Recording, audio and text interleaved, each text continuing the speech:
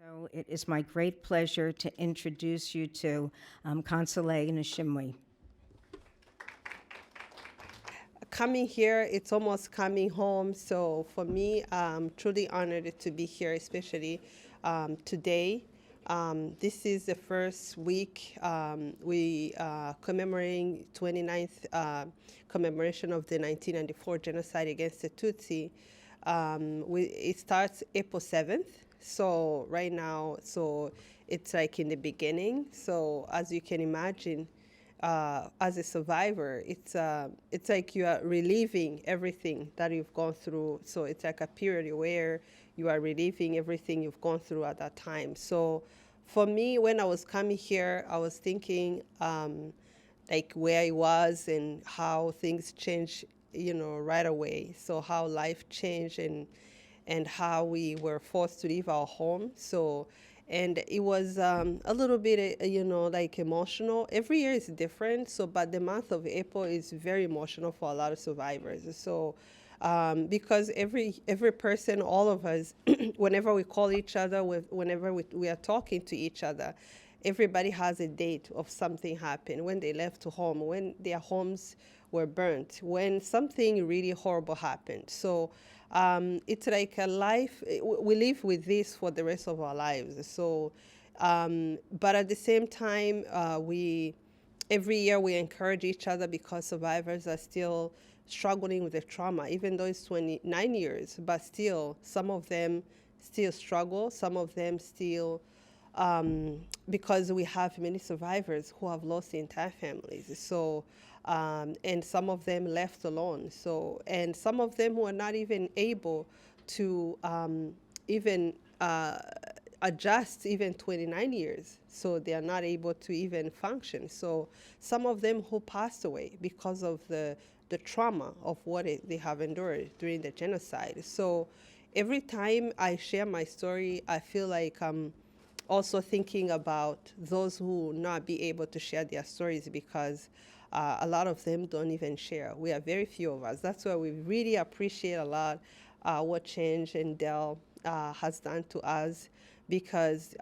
opening a platform to be able to share our stories really has helped me very much, for me to even heal, because writing my story, sharing my story has helped a lot in so many ways. Not only for me, for those I have survived in my family, my mom, my sister. It really helped a lot to be able to see that I can leave, I'm here for a lot of them who cannot share their stories. So it's very, the reason why I'm sharing this before I share a little bit of my story is because I feel, it's something that I feel like I'm reliving right now. So I can understand what, every survivor is going through right now. So yes, if you can, please, would you allow me to take at least 1 minute of silence to remember those we've lost in 1994? Yeah, maybe 1 minute of, yes, right. Thank you.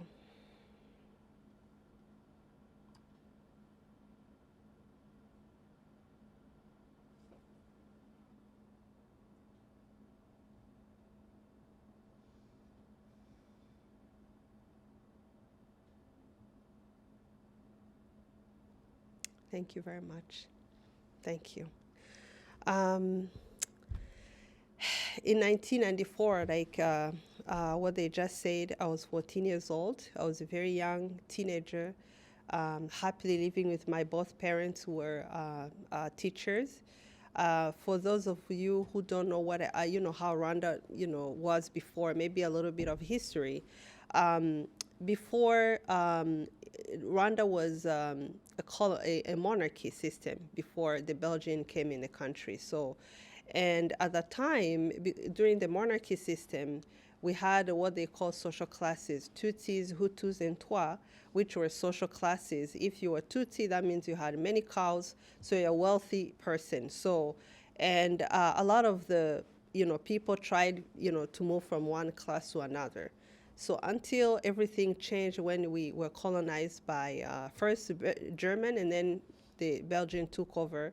So they had to switch everything into ethnicity. So now they had to do what they call divide and conquer. So they had to change the whole system, and they issued the ID cards. That ID card, now you had, what they call Hutu and Tutsi as ethnicity. So they would say, oh, Tutsis look a certain way. There's a photo of measuring a nose. I'm sure we have that in exhibition, how a man was being measured, by his nose to see, how he looks. So they used to say Tutsis look almost like Europeans, and they had a certain way they would say a Hutu looks and a Tutsi looks. So, and after that they issued the ID card. That ID card became almost like especially for Tutsis who now had to make them against Hutus.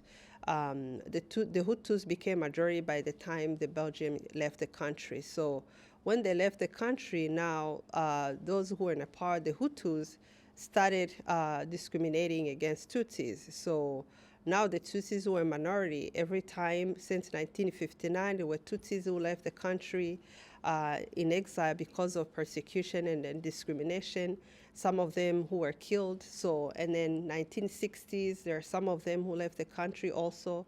And then 1973, there were some Tutsis who left the country and they were killed as well, some of them. So, but it was not to the scale of 1994, because those of my family and many Tutsis who remain in the country, some of them, now they kept persecuting them. I was born in a time when being a Tutsi was not easy. You had to learn how to live a life where there are certain things you were not allowed to do.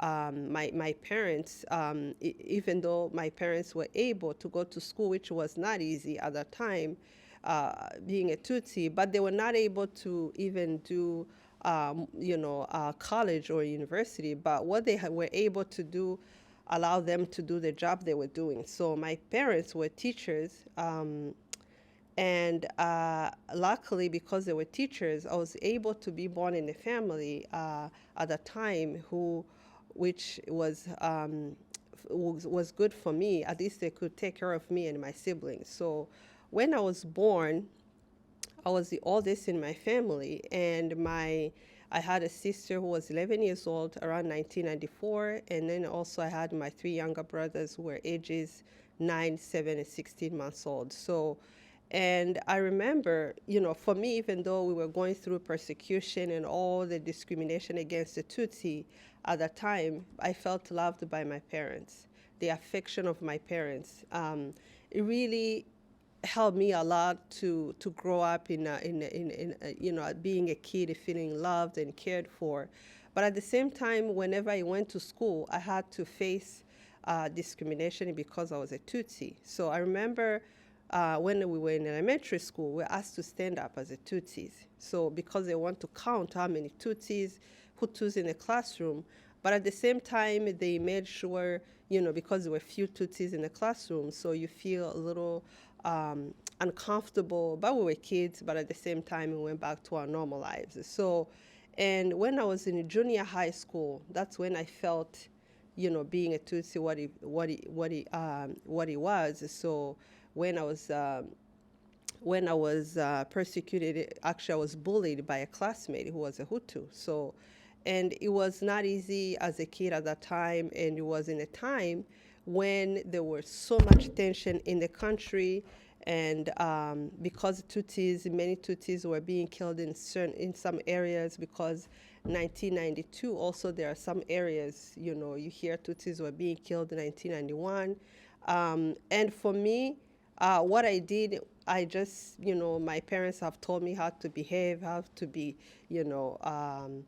to behave nice. So I knew how to behave nice. So, and luckily that worked. So I was able to, continue my classes and like every other kid. So it was not easy. It was close to 1994 at that time. So, and then we went to Easter holiday vacation. Everything changed. Immediately, everything changed. That's when April 7th, after the former president, April 6th, the night of April 6th, when his plane was shut down.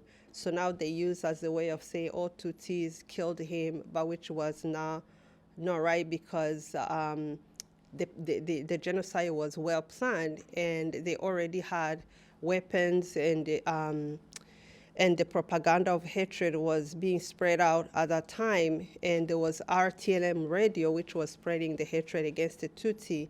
And the person, actually the founder of that radio now, is facing justice right now. The man, Kabuga Felicien, is facing a trial right now. He's around 80 years old. He was living in France.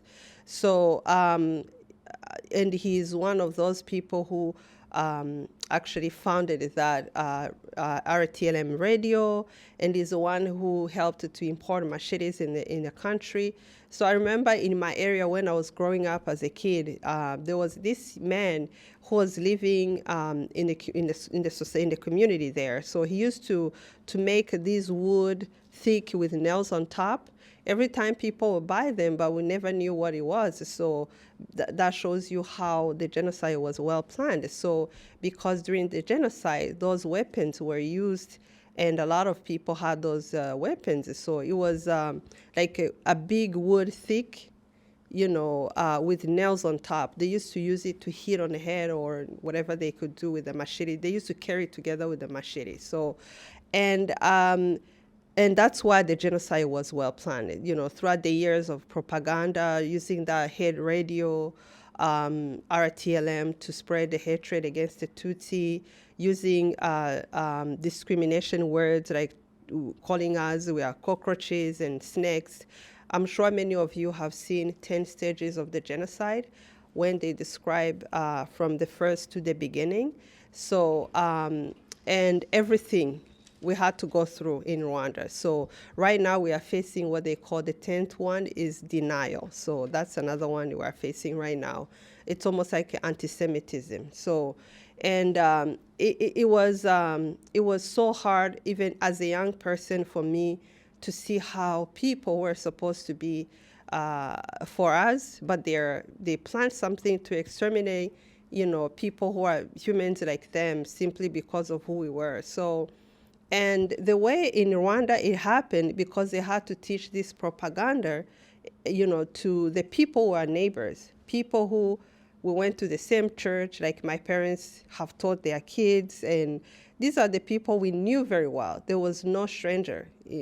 For me, every person who has done something horrible during the genocide was not a stranger to us. So I remember April 7th, all of us leaving our home and immediately going into hiding. For those 3 months, we never knew it was going to be 3 months. We never knew who was going to survive. We never knew how things were going to be. So, and these days we were running, going to seek refuge in people's homes who were Hutus, and some of our friends, some of them we knew very well. So, and sometimes, being a teenager, every time I think about it, especially during this time, I thought maybe it was going to be a few days and then we go back to our home. But things have changed completely. So now throughout the country, through that radio, they kept telling, Hutus, go find them, even little boys, even kid, just everybody you find, just kill them. So immediately they started burning homes. They started destroying everything belonging to Tutsi, and now we had to run, going into hiding. So, and during the genocide, usually even before, in 1959, people used to go hide in the churches, hoping that nobody would find them, nobody would kill them there. So a lot of people run in churches, they run in, saying when you go to a holy place, nobody will find you and kill you there. So, and that was not the case in the genocide. A lot of Tutsis were murdered in churches. Now you find memorials. If you go in the exhibition, you will learn more about some churches that Tutsis were killed, and in the most horrific way. Some of them, right now, whenever you visit Rwanda, you find clothes and you find, so many things that were belonging to people who were hiding in there. So I have friends who escaped from the churches, barely escaped, and some of them who have scars on their body and lost their arms. So it was not easy. So it was not easy. And for me and my family, where we lived in the western province of the country, we had to go to people's homes. So I remember the first time we went to this household of people who were good friends of our family. And my parents, I remember, because the first time we went there, we were meeting a crowds of people on the street. I remember that first time we were trying to go to the stadium, seeking refuge in the stadium. And as we followed the crowd, my parents, especially my mom, instincts told her to never keep going to the stadium. So, and a lot of people in that group, so many people were going to that stadium. Majority of people were killed. And there's a memorial there. So, and we went to the home of a good friend of our family. They were, good friends of our family, and they hid us in their home. But somehow during the genocide, you never knew how people changed. So they didn't keep us for a long time. And now the day they told us to leave, we had to go through the bushes in the night, and trying to figure out somewhere else to go. And it was around April 15, early in that morning, when we were hiding in the bushes, so close to the river. And they were killers because the way they did the genocide, actually, they had to have roadblocks everywhere. So, and what they did, they had to get up in the morning. There was nothing else working in the country. So everything was just those who allowed themselves to commit the genocide. They woke up every morning and went to kill people. So it was so horrifying to see there was nothing else happening. So they woke up in the morning and they picked up their machetes and they started searching everywhere, whoever they could find and to kill. So, and I remember that morning when they were searching around in the bushes, and we were sitting there, and my dad, my mom, my siblings, and one of my dad's sister was with us at that time. As they were searching there, my mom kept telling all of us to pray, keep praying, keep praying. So, and as a kid, I was a daddy's girl, so I was very close to my dad. And to see the way he looked and afraid and not being able to do anything, it's one of those images that will never leave my mind. And it's hard for me every time I think about it. This is a man that I thought was going to protect me, but now he's afraid because they are going to kill him. So it was hard for me. So it's really hard even now to think about it. So, and my mom kept telling all of us to pray and taught us to remain together.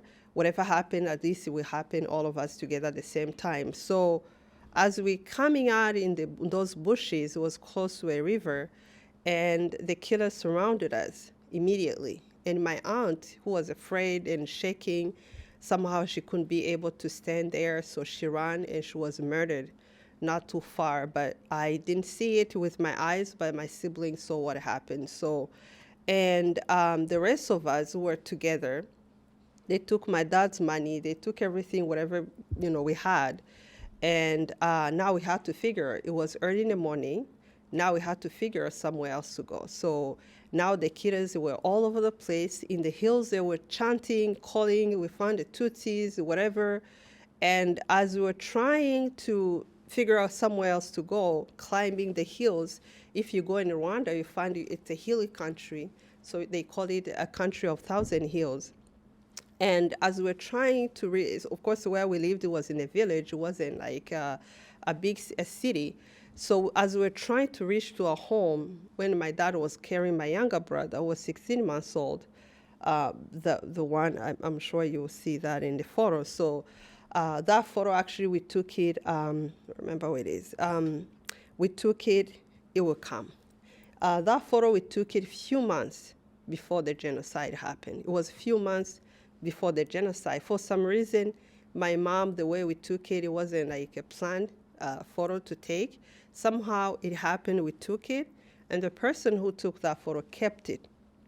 And that's how we're able to find that photo. So, and now that's the only photo I have with me and my siblings. So, the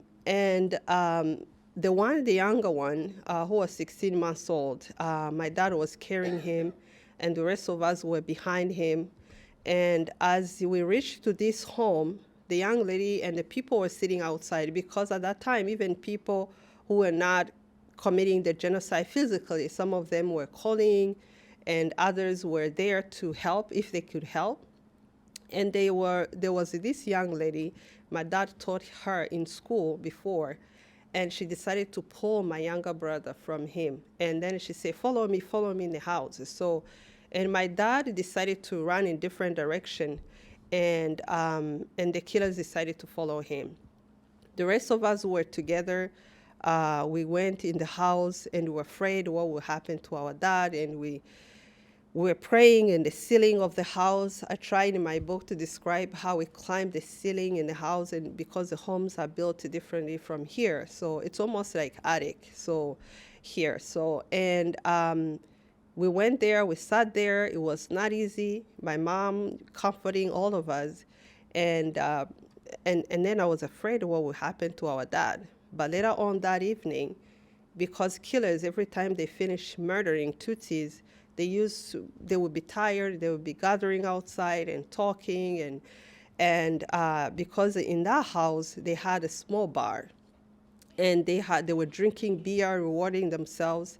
And I remember I never thought I was going to hear these people saying they have murdered my dad. My dad, who taught their kids, my dad was a very gentle human being, so very kind.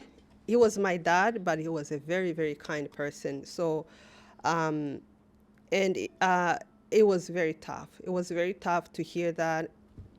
We cried together, me and my mom, and it was not easy. But we didn't know we were going to survive. It was that day my aunt was killed, and then later on that evening, my dad was murdered. So it was not easy. And the way I learned later on how he was tortured, it was horrifying. It's terrible. And we kept crying. We didn't know what else to do. My mom, of course, now had to figure out how to take me and my siblings, who to knock on doors. It was not an easy time. During those 3 months, she took us in many homes of people, some of them who called killers, some others refused to help, some others even said some horrifying things. And there were instances where someone tried to kill us, and with a machete, and who was a neighbor, someone we knew very well, and begging not to be killed. So those images really are hard for me to get rid of in my head. So, and my mom, who was carrying my younger brother now on her back, every time we had to go through the bushes, it was rainy season, and we would hear noises and cries. And there were times we found in hiding, I saw a young lady now who lives in South Africa. She was cut with a machete and bleeding, and her mother was killed. And now luckily I found that she was alive. She's alive now. She lives in South Africa and married now. So thank God she's alive. So, and many horrible things we have seen during that time. I remember one instance where we knocked on door of this, since we are here in school, there were many, many instances happen. I can mention one of them. We knocked on door of this home. My mom was thinking, what can I take my children? They are hungry. Our feet were swollen and soak wet because of the rainy season. And it was very tough for my mom. We lost our shoes. We have nothing. And my younger brother was 16 months old, crying and saying, I want to be home. And we didn't know what to do. So, and every time we tried to comfort him, to keep him quiet so people won't hear us. So, And I remember this time we went to knock on door of this home. The woman was part of the killing and the husband. At that time in the night when we knocked on door, the kids were in the household and the mother and the husband was at roadblocks. So because there were people who had the roadblocks, they had to switch in the night and be at the roadblocks. And as we were begging, my mom knocking on door, begging to be in the house, and luckily the kids, my mom have taught them in school, and they begged their mother and cried and cried. They say, "Mom, help our teacher, please, please."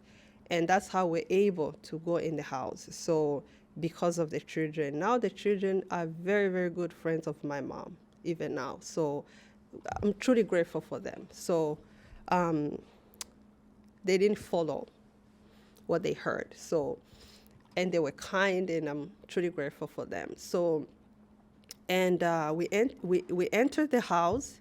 At least we're able to lay down a little bit and eat something because of those children. So they are no longer children, they are grown and married. So, and that was one time. And I remember another time we went to this home of people my mom thought maybe they were good friends of our family for so long. And as we were going through the bushes, every time we had to avoid going to the road because there were roadblocks everywhere. So as we knocked on their door, back door, coming through the back doors, and it was early in the morning, the men in the house, everybody in the house heard us. So, and the man came outside. He was wearing a towel around his waist and with a small drum in his hand. And the wife remained in the house, and even kids didn't come out. So there was a man who was standing outside who had a club and a machete and ready to do something. You could see he has murdered a lot of people, so in his face. And as the man came outside, instead of looking at us and my mom and say hi and all that, so, and trying to help, so he started calling using the drum and calling other killers, because where he lived, he was facing a high school, and they had roadblocks. They had many people there who have murdered, so who were murderers. So as he was trying to call them, luckily no one paid attention. So, and we begged, my mom begged, and he went back in the house because he was so mad. And then we tried to leave, because that man who was supposed to do something, he told us, to me it was a miracle. He said, just leave, leave, leave. And that's how we left. It was so miraculous, because he could have done something horrible. So, and my mom was wondering, who is going to be kind? Who is going to help? So, and I remember another time, because of many, many instances. So I remember another time we were discovered by killers where we were hiding in the home of somebody who hid us in his home. A very poor man. He didn't have much, but he hid us in his home. And the killers found us there. So they decided to take my mom. It was a group of killers, and they decided to take my mom and my younger brothers. So my younger brother, the rest of us kids, will remain there, because they were hoping my mom could take them to where we lived, to a neighbor, because before we left our home, my parents left a key to a neighbor to rescue some of the things in our home.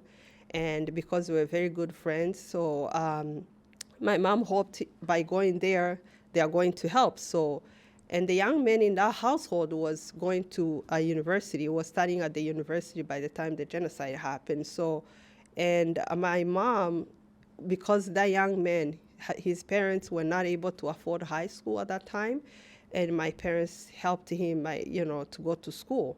So my mom hoped, this is a person, considered this person as a son. So she was hoping he would help. So by the time she got there, with a bunch of killers behind her, with my younger brother on her back, and of course, me and my siblings were wondering what happened to our mom, and I was praying. I didn't know what to do. I was still young. A 14-year-old was very, very young. So, and that man who was hiding us, me and my siblings, told me to go find our mom.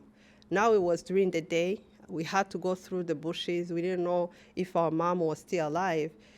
Luckily, throughout the day, we tried to go through the bushes and hiding, avoiding to go on the street. So later that evening, it was a little bit dark, so it was dark. So we had to reach to our home where this family took us in, and they had a fire around us. They gave us food, and they were very, very kind. So they started telling us what happened to our mom. So they say your mom actually was taken by this group of killers everywhere because the neighbor refused to help your mom. And now they had to decide to leave her to another neighbor.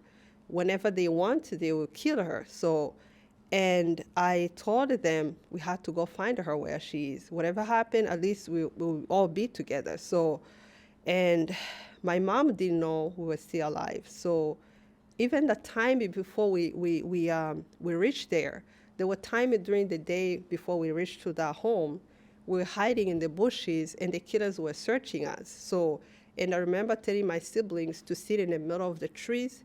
It was very much like, it wasn't like very much hidden, by God hid us.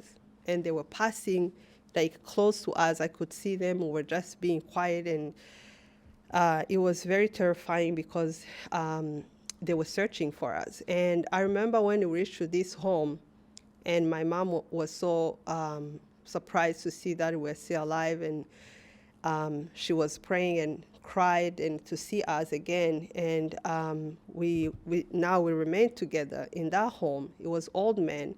It was old men houses, so it was like a very few distance to our already destroyed home. So, and this man took us in his home. He didn't know what else to do. He was living close to the road, so that means every killer, every person knew where we were now. So now they plan to kill my brothers. So when the plan happened, it was around in May, and because of the the way the genocide happened, even little boys who are still alive, it's almost as if they've never done anything. So, and they planned to kill my brothers.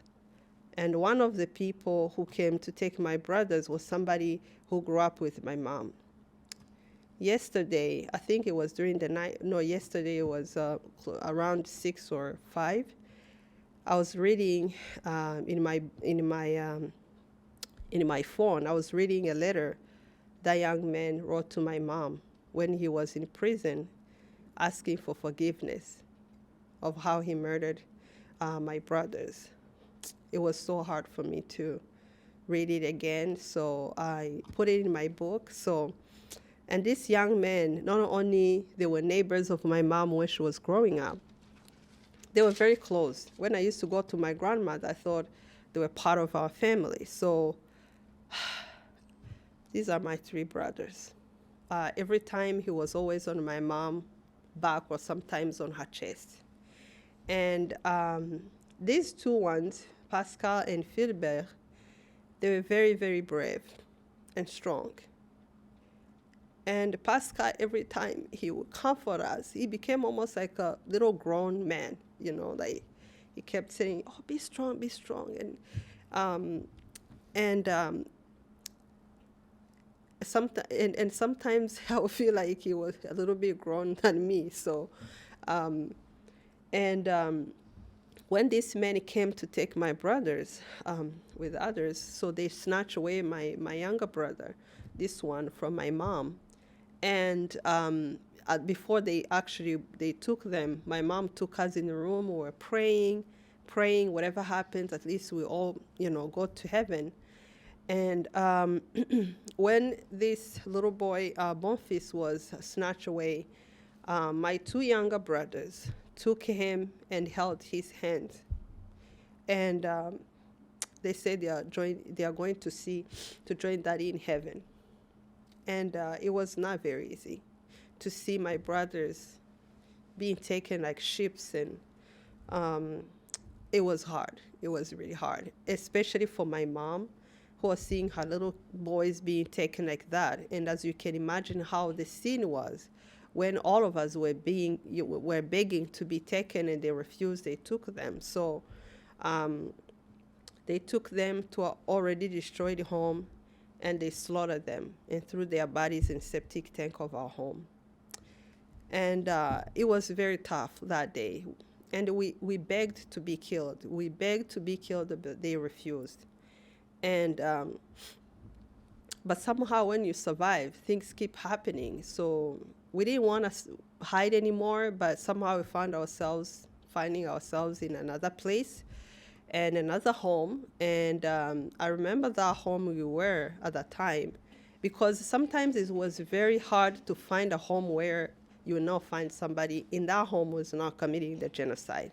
Someone will hide you, a wife will hide you, but the husband will be committing the genocide. So, and the wife took us in. She was very, very kind. But the husband was part of the killing. When he came back, he was with a neighbor who was a killer. So, who was carrying a machete, who was carrying a sword at that time. So, and this man was a neighbor that I knew very well. No one did something that I didn't know. So, and he decided to pull me from my mom and my sister. All of us begged not to be taken. So, to be taken. My mom said, don't take my daughter alone. If you want to kill all of us. So we didn't have so much strength to protect ourselves. So unfortunately, I was taken by this man, not too far from our home, dragged by him and beaten, with the sword. He was using a back of the sword. And it was hard for me to protect myself. I was, unfortunately, I was taken not too far from our home and was raped by him. During the genocide, rape was used as a weapon. And a lot of women, I'm sure you hear a lot happen in the conflicts and where the genocide happened, or war or any other place. Mostly women are the most targeted. So they get raped, even young men, young boys too, so they get raped. So this man was somebody that I knew very well. He hoped other killers would come and destroy me more. And but somehow, by the grace of God, I was able to take myself out of that place. But even though I just needed to meet somebody on the street and kill me, it was not easy. And my mom has to face me and see how I looked, which was not easy for a parent, as you can imagine, a mother to see a daughter looking how I looked at that time. Every time I even think about it, I always think about my mother, what she felt in her heart.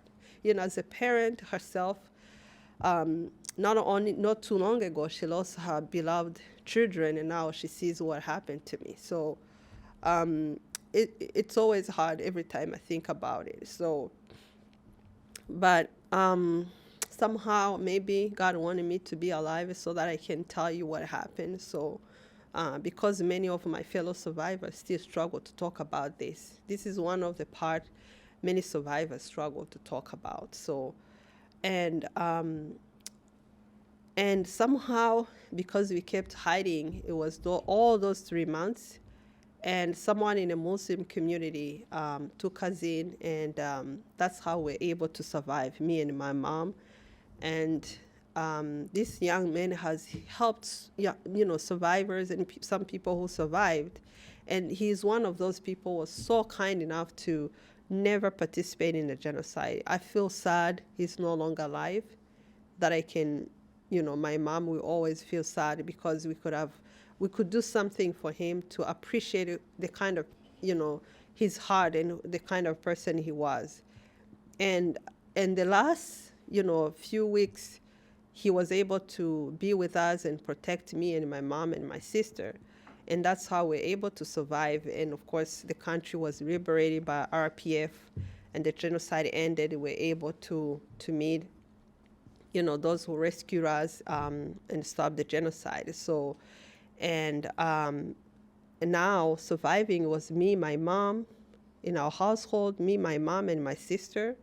My 3 brothers were killed, my dad. On my dad's side, almost everybody was killed.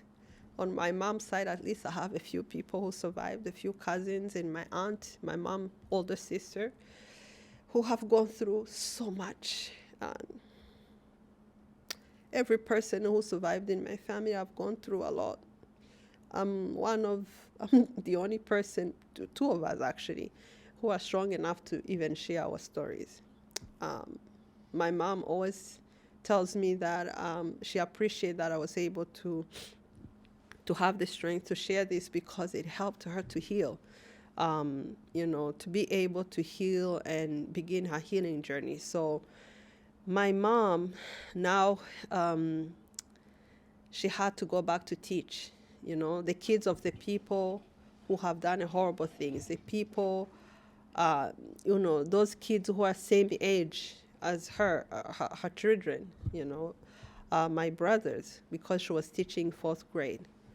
And recently she told me that one of the things that makes her happy is that every kid she taught, many of them, she's a friend of them. She said, I'm so happy that they are my friends. I'm so happy that, I was able to do my job well, however I could, despite the pain. And she just showed them love instead of projecting her pain. And I don't know how she managed. Every time I think about that, I'm amazed. Because even fellow teachers always were afraid of what she would do. But she showed them that she's not bitter. So even though she was carrying the pain, you could see her pain, but still she had love. So in her heart. So that's one of the things I learned from her, to love despite the pain, to not allow the pain to make me bitter. And you can be kind even though you carry the pain within yourself. So my mom, I'm so grateful. She survived because I've learned so much from her. And also because of the genocide, so many consequences of survivors live with trauma. Some of them, women and girls who were raped, live with bigger consequences, not only psychological trauma, but they also have had children from rape. Others live with HIV as a result of what happened to them. So, and for me, later on finding out that I was HIV positive as a result of what I've endured was very hard for me. Now I had something that reminds me every day of what I've gone through. It was so painful, but and I was young, and I needed to have a life like everybody else. And my teenage life was robbed away from me, my youth. Now I have that pain, the constant reminder. And every time I remember when I was back in school, it was just a constant reminder, nightmares, all the things that I've gone through. But thankfully, because of having a mom who constantly, being around me, she helped me through that journey, and I was able to do school well. I was able to manage well and be able to never give up, continue to hold on life. And that carried me through when I also found out that I was HIV positive, and I kept telling myself that my friends lost the entire families. I'm one of the fortunate. At least I can lay on my mom's shoulder and cry. And when so many didn't have that opportunity to have those parents around them, and I kept reminding myself how fortunate I am, and also to be here, where I was able to go to therapy. Many of them didn't get a chance to go to therapy. And going to therapy and having a good doctor who constantly reminded me that I'm here for a reason and I have to love myself. And that really helped me to journal, started journaling every painful things that I've gone through. So, and made friends, kind people. I have many good friends who are so kind and help me to love myself. And I've met incredible people in my life. So, really, I'm very fortunate. And I felt like I needed to be there for my fellow survivors. I needed to be a voice. I needed to do something to help them love themselves again. So because of that, constantly, even my faith in God really became, stronger as I was going through therapy and all that. Now I was able to appreciate God and even, learn to appreciate my being here, my existence here. So, and every day now it was a gradual journey. It didn't come overnight. It was a gradual journey. And now I had to share with my mom every step of what I was feeling within myself. But I didn't realize how much it was going to help her. My mom now, we became almost like it's almost like a group therapy together. So one time she said to me, I used to have a migraine. That was a constant migraine, but she never told me anything about it. But then one day she said, now it's no longer there. I don't have it anymore. It disappeared. And she started not being ashamed of what we've gone through or what I've gone through, especially what I've gone through. And we did together, this journey together. And she was so, she encouraged me. We encouraged each other. My sister as well, my sister who still go through her own, every person has their own journey of accepting what happened.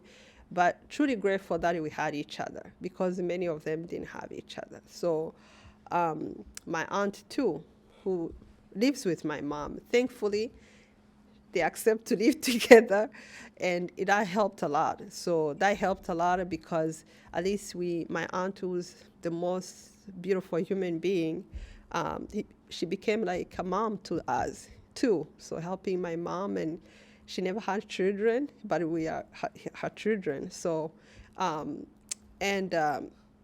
least she felt confident and loved.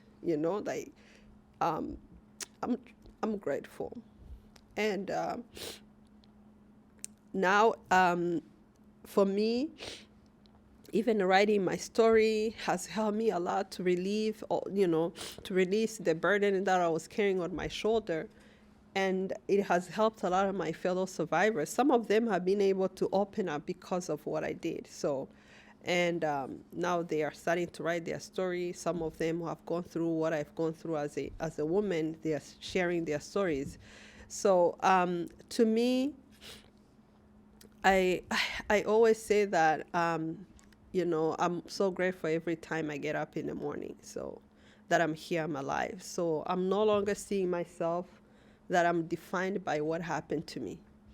I'm not, seeing myself as a woman who carries HIV within my body anymore. So, and every time I even take every day my pill, I no longer see it as a threat anymore because of what I told, because of therapy and the things that I've, told my mind. So I feel like, I deserve to be happy. So, and that time of my youth robbed from me, somehow now I had to, I started reconnecting with my 14-year-old self, which was far away. I was that happy girl, but then I needed to bring that joy again in my heart and to reconnect to that girl, that young girl. So, and luckily I was able to reconnect with her. It took me many years, but I connected with her now, and I'm always, I'm happy. Somehow I'm,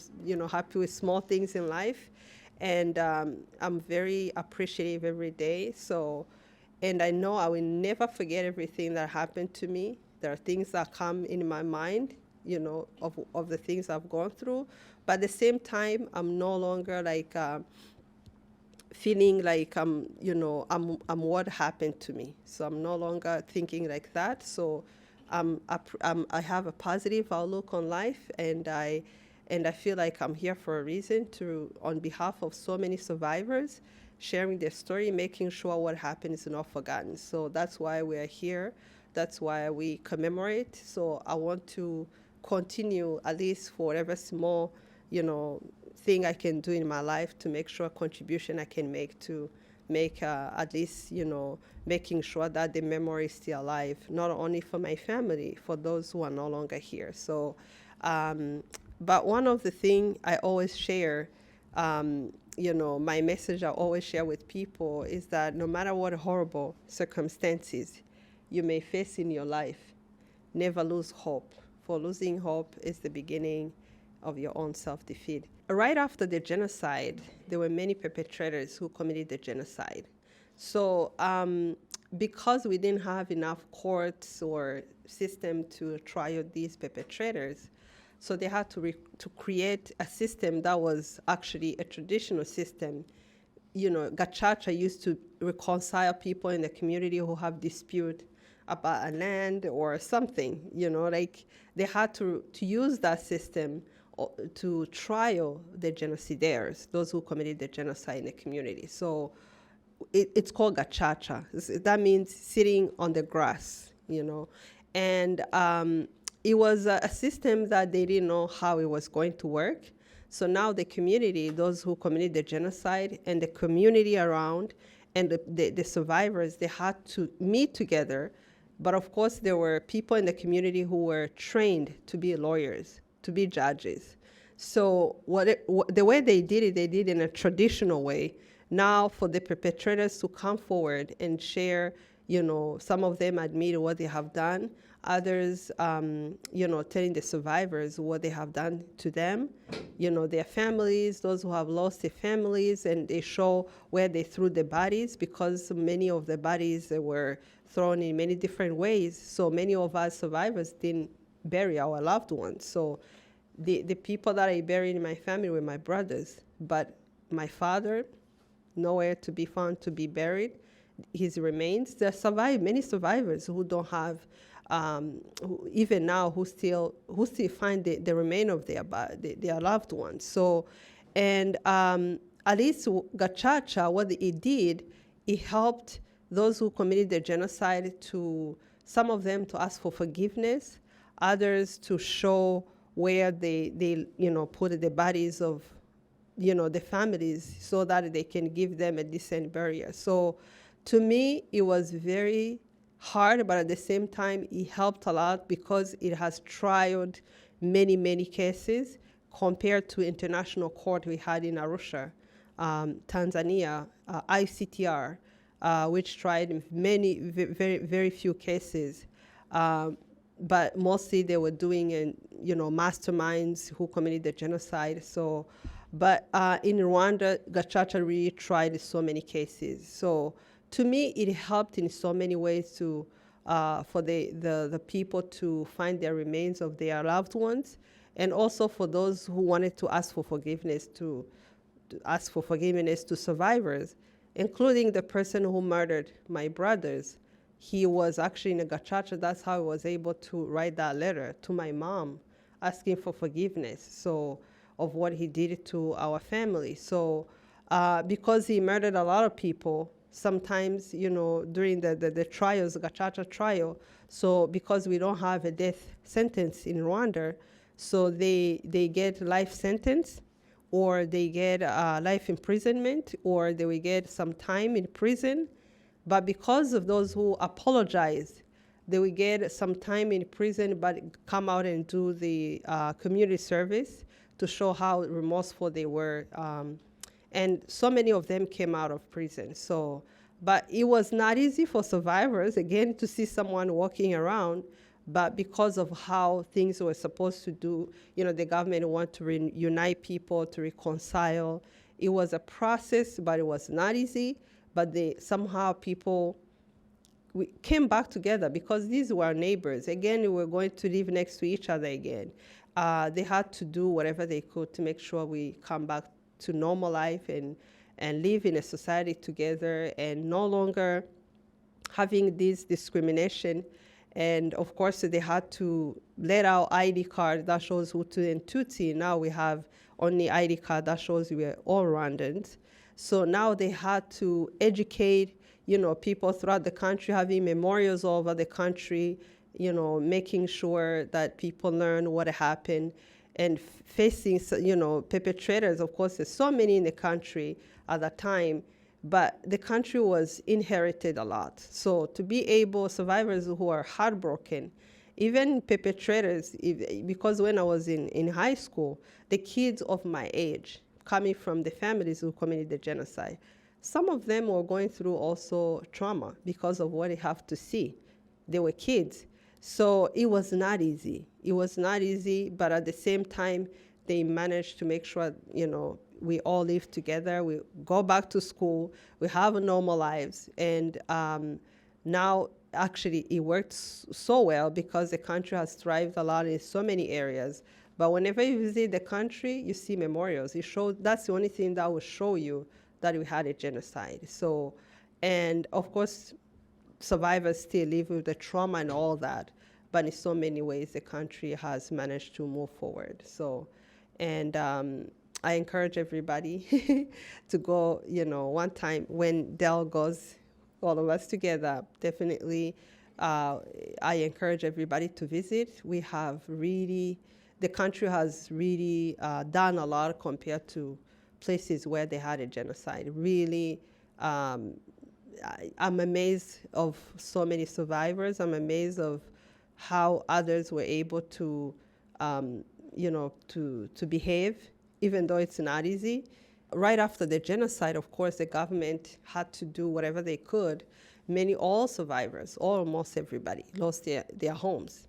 So what they had to do, they had to start having funds to help survivors, have homes, even though it was not easy, but it took some time. And the funds mostly to give survivors who are, like my mother, for instance, my mother went back to teach.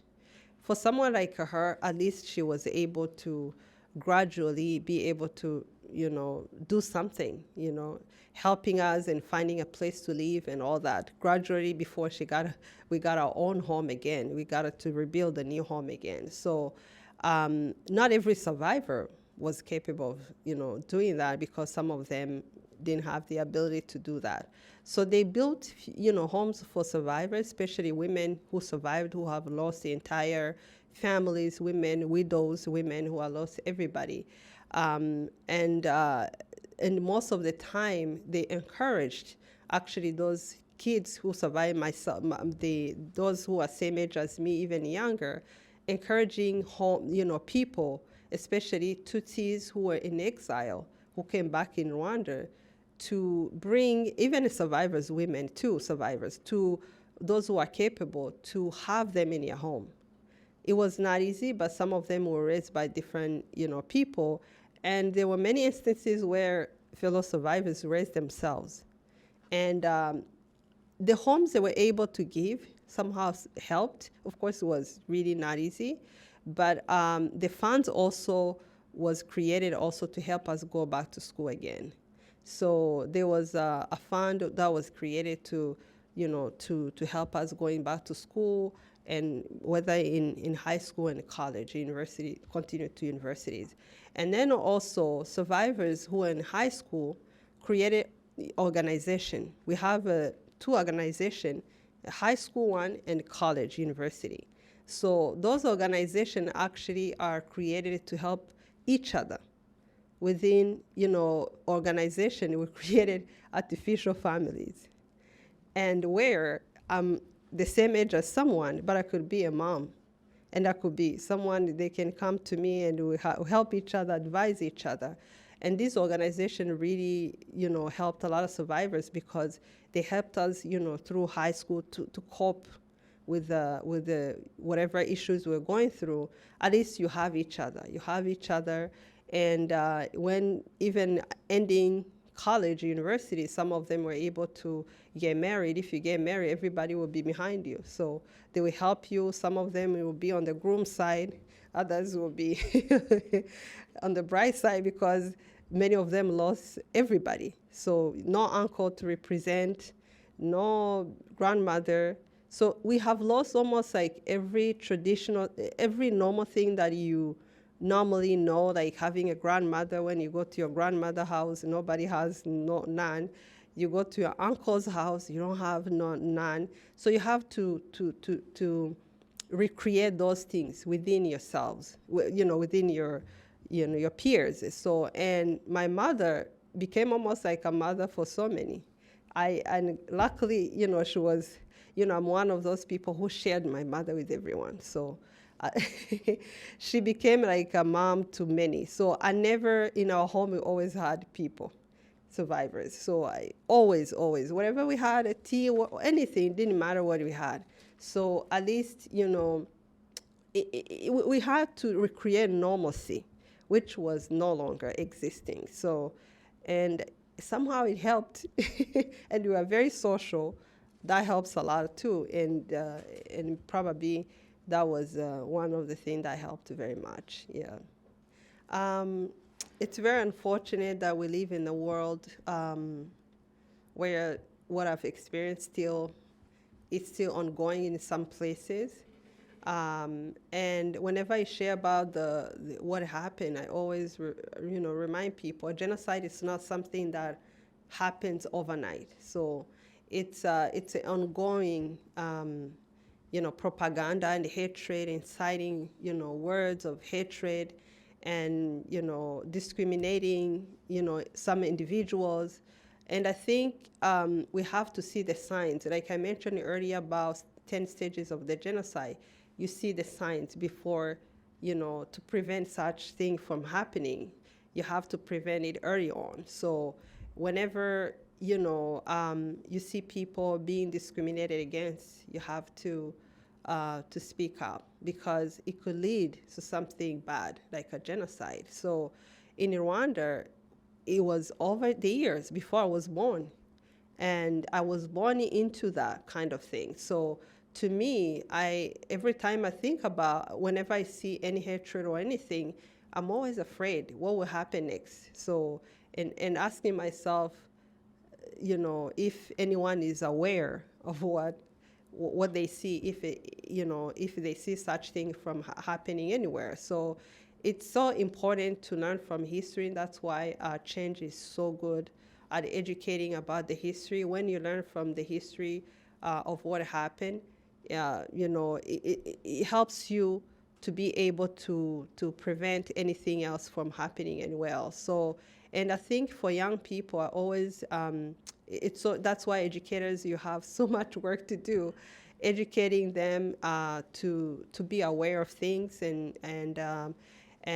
teach them to not, fall into anything like that. So, and to me, I believe education is key to, prevent anything. So to me, education is key, and being aware. So that's why I share my story. I feel like I'm still young myself. I'm still living in this world. I don't want to continue to see anything like that happening. I want to make sure that we live in a world where we all see each other as human beings, and who even if we have differences, that doesn't mean you have to hate each other. It's you have to find ways to learn from each other, and because we are all human beings who loves to live in peaceful world, and I think it has to begin with us, and how we what do we educate our young people. And nowadays they learn from social media and other internet places, which is very tough and to control. And I believe education is key. Keep continuing educating our young people, and teach them to love one another, but not necessarily agreeing on everything, but love one another is the most important thing. Yeah.